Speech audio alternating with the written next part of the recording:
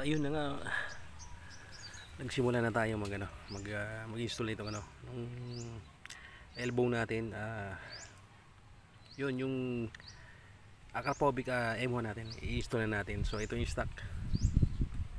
So bago ko muna ikalasin itong stock natin, is tinanggal ko muna yung oxygen sensor. Bago ko tinanggal yung oxygen sensor,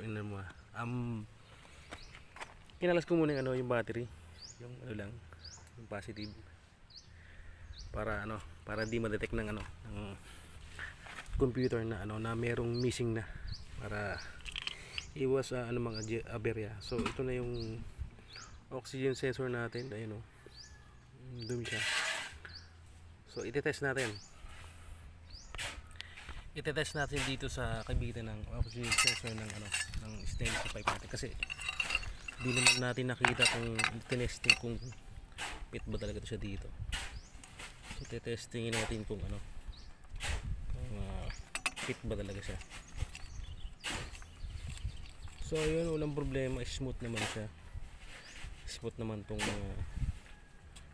kabitan itong oxygen sensor. So itong oxygen sensor na to, ibababad natin sa WD-40 para lumambot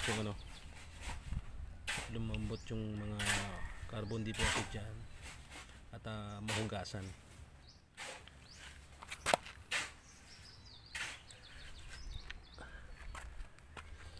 Saan ba yan? So ito, so ibababad lang natin siya. At inangak muna tayo ng para sa babaran natin. Yan, i-spray lang natin to.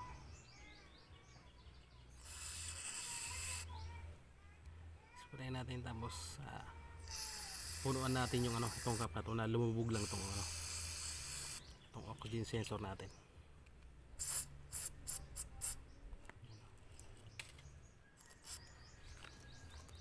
Kasi ibabad lang natin ito sa dito. Mas matagal na babaran, mas maganda.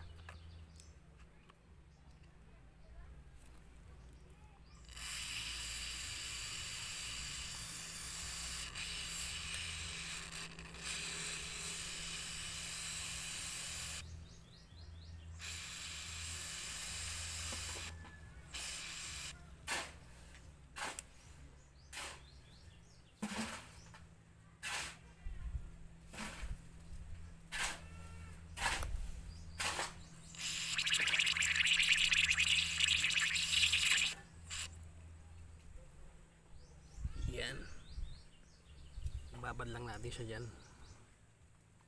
para ma-dissolve yung lumambot yung mga carbon deposits.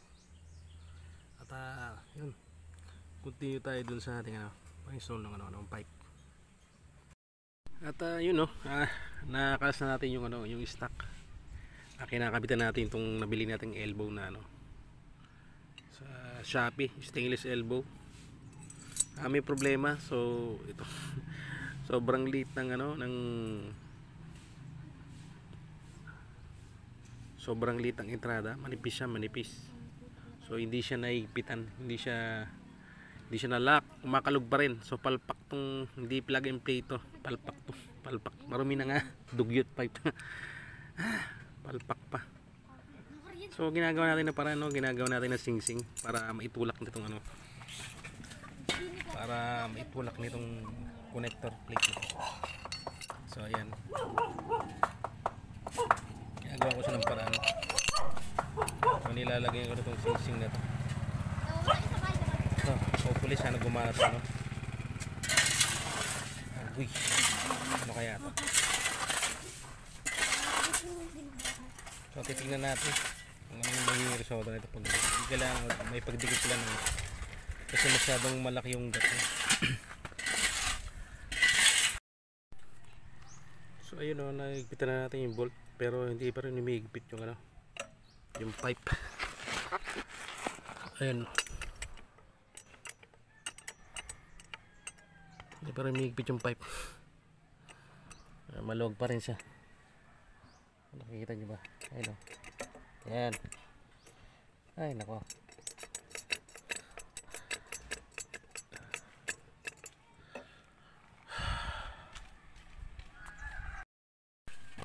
So yan, may nakita tayo dito. Itong socket wrench na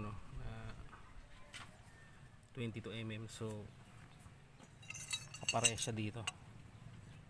Kapare siya ng circumference nitong At so ito yung babawasan natin. Babawas tayo dito ng mga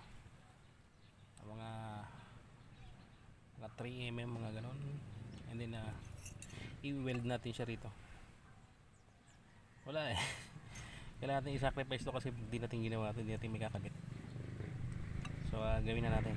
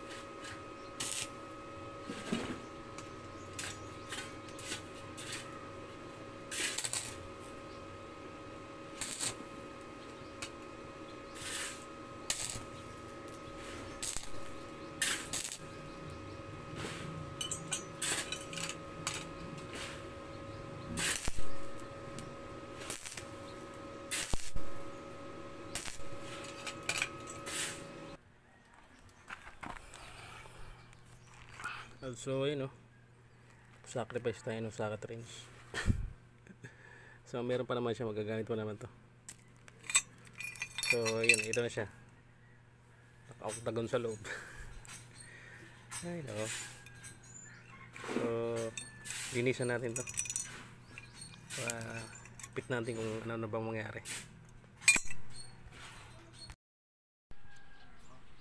At yun na-install na natin yung socket wrench. So ayun ang kinalabasan. Kung kaninang manipis, ngayon medyo makapal-kapal na. So ayan, nakadiagonal na yung butas. So ipit natin kung kung okay na ba to siya. Pag di patanog okay, balik na natin yung stock. At tayo naigabit na natin. So partial pa lang, higpit kami pa lang. Ayan, matigas na, hindi na siya katulad ng kanina na kahit anong higpit dito, kumakalog pa rin siya. Ito higpit kamay pa lang pero ayan, matigas na. So buti na lang ako, meron akong gamit at kaya kong mag-modify. Warning to doon sa mga bibili sa sa mga online shop ganti yung risk pag bumili ka ng elbow ng hindi siya plug and play, meron siyang modification.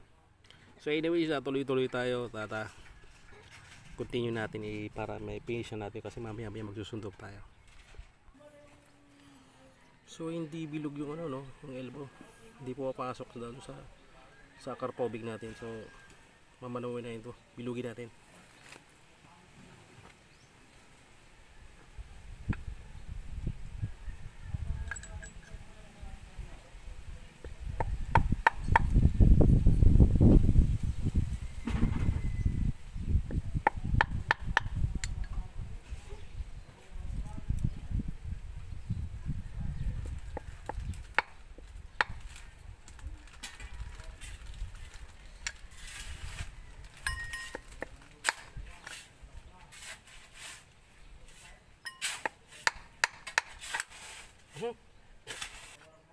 So ayan, napapasok na siya.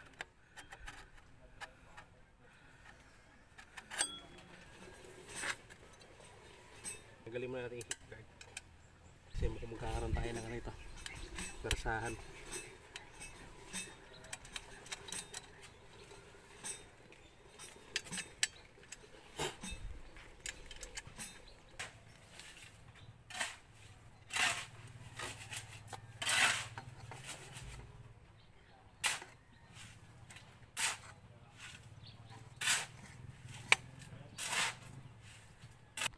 At yun, nagputol din tayo dito sa ano, sa elbow. Nagputol tayo ng mga half inches kasi masyadong mahaba. Ay nako. hindi talaga siya plug and play. Buti na talaga no na in-advise ako ng asawa ko na na sa day off na lang sa linggo na lang ikabit to. Kasi akala ko plug and play. Hindi pala. Kung sa naglagay tayo ng modification doon sa head. Yun, nagputol pa dito. Yung spring nga nabanat to. Nabanat ang gusto yung spring. Okay, so continue tayo. At yan na hermanos, naikabit na natin si Akrapovic M1 kay Negro, si ating Negro na Rusi RFI 175. So ayun na yung ating Akrapovic na muffler, tapos ayun rin yung elbow. So yung Akrapovic na muffler is nabili ko sa Shopee ng 1,700 plus. Halos kasing presyo niya yung elbow. So ayan siya, ayan yung elbow.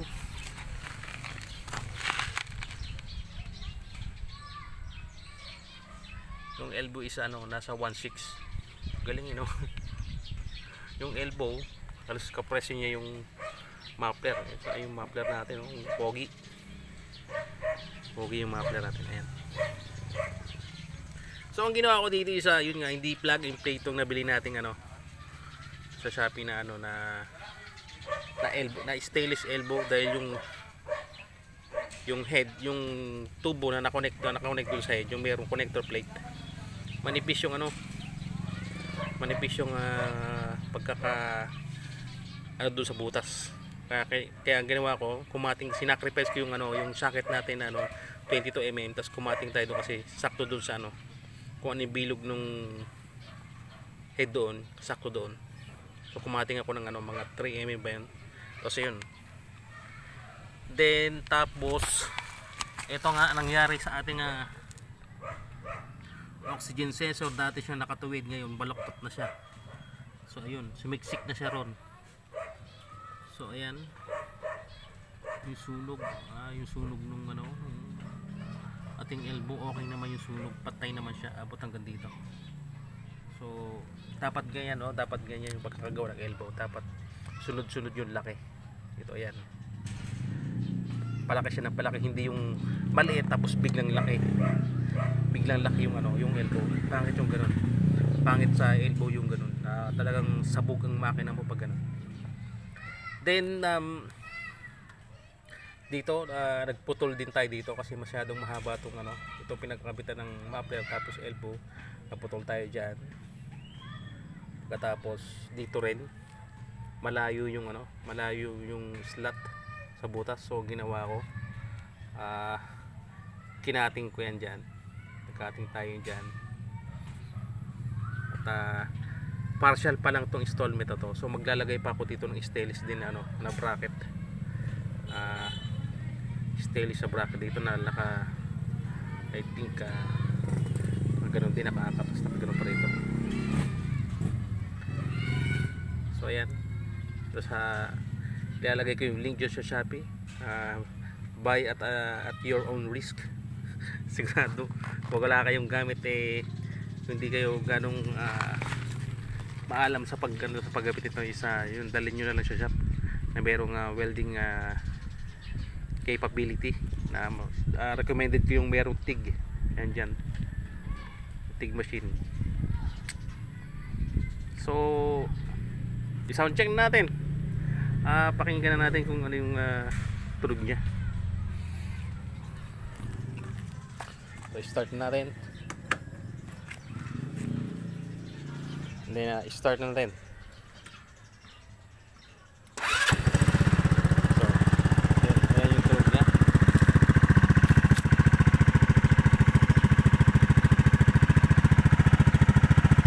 Ayan yung tunog niya pag naka DB killer.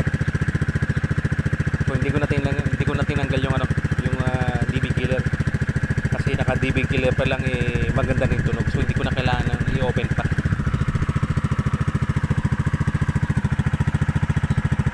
Hindi ko pa nakabit yung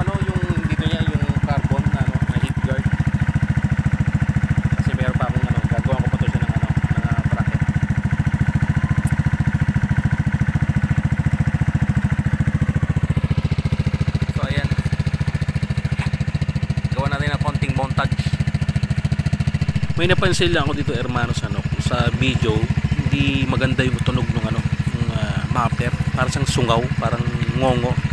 Pero sa personal maganda yung maganda yung tunog niya. Bomba natin.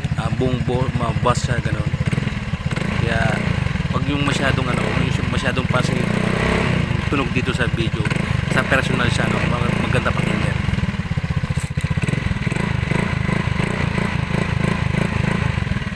So yun lang, maraming salamat once again, this is your boy Mr. Freeman and this is Onga Tonga Team. Pahingi naman ang suporta kung nagustuhan mo itong ating video, pa-like and share, subscribe. At hanggang sa muli and see you to the next one. Bye bye.